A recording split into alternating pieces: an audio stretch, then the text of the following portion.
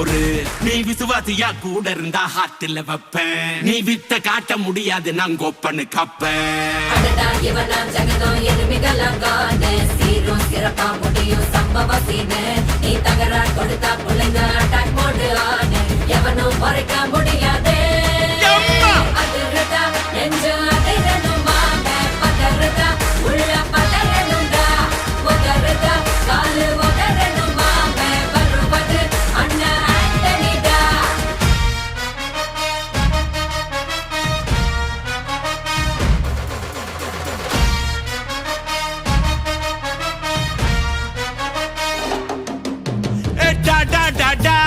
Antonida, Antonida.